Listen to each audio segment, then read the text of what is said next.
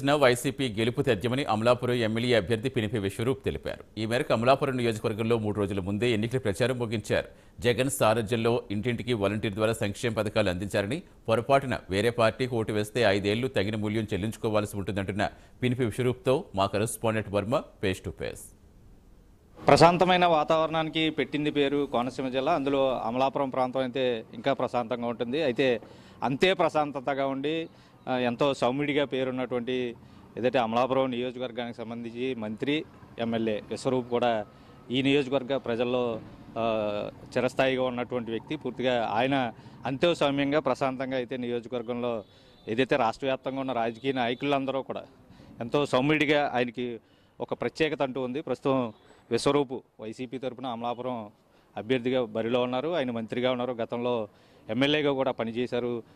YS Rajasekhara రెడ్డికి ఆయన అభిమాన వ్యక్తిగా పూర్తిగా కూడా కుటుంబం అంతా కూడా వైఎస్ రాజశేఖర రెడ్డి విధేయుడిగా కూడా ఆయనకి మంచి పేరు అయితే ఉంది. ప్రస్తుతం పినిపే విశ్వరూప్ మనతో పాటు ఉన్నారు. ఆయన అడిగి మరీ విషయాలు తెలుసుకుందాం. మీరు గతంలో ఎమ్మెల్యేగా పనిచేశారు నియోజకవర్గంలో, ఇప్పుడు మంత్రిగా ఉన్నారు రాష్ట్ర వ్యాప్తంగా.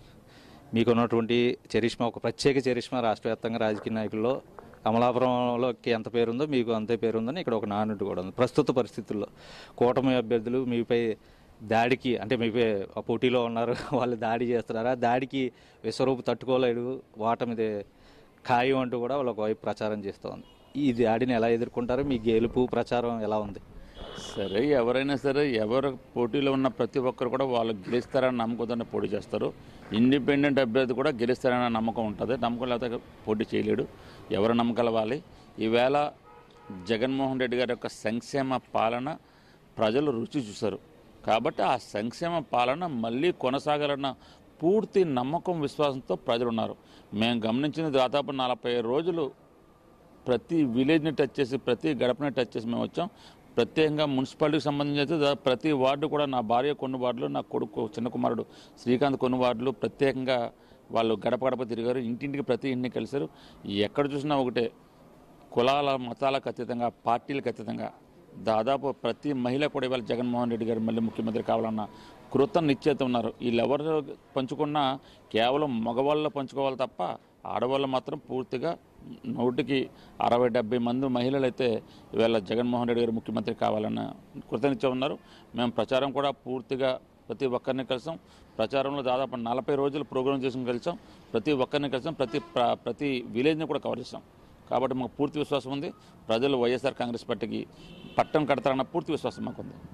ఇంకా బీసీలందరూ కూడా ప్రస్తుతం విశ్వరూపుకి దూరంగా ఉన్నారు. ఒక పక్క నేమ్ ఎపిసోడ్ చేంజ్, జిల్లా విభజన తర్వాత ఆ పేరు మార్పు అంశం కలిసి రాని అంశం, ఇప్పుడు ఆ శాఖ విశ్వరూపు ఖచ్చితంగా తగ్గుతుందని ప్రస్తుతం ఒకటి ప్రచారం సాగుతుంది. ఏమంటారు? అది నిజమా?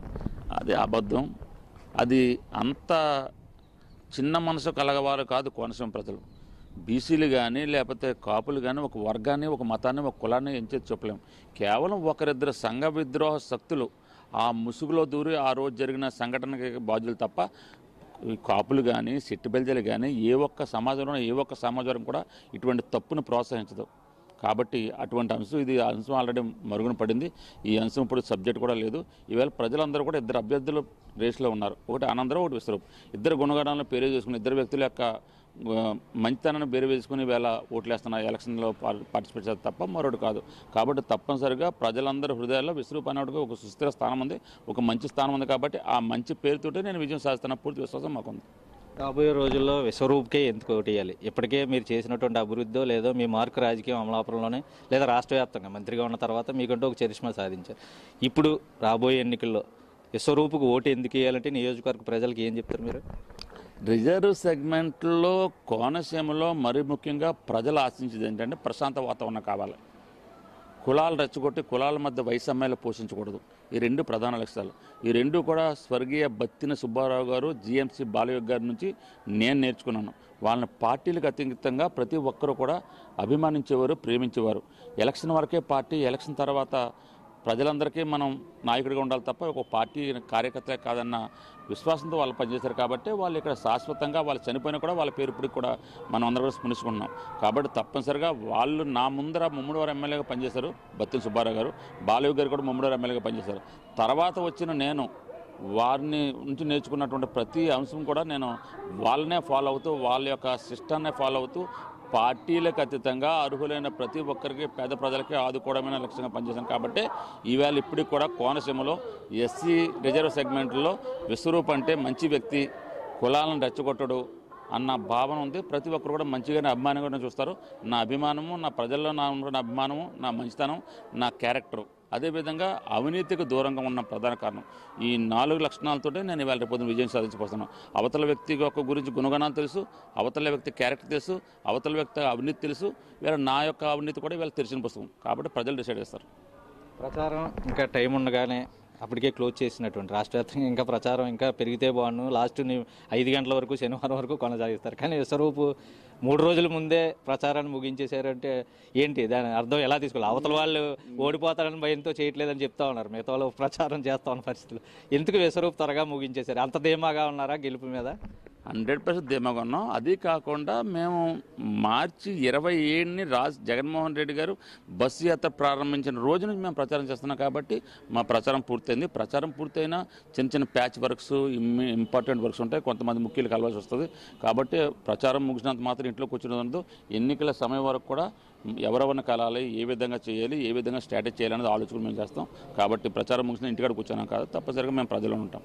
ముఖ్యంగా ఫైనల్గా నియోజకవర్గ ప్రజలకి రాబోయే రోజుల్లో విశ్వరూపు ఏం చేయబోతున్నారు అంటే?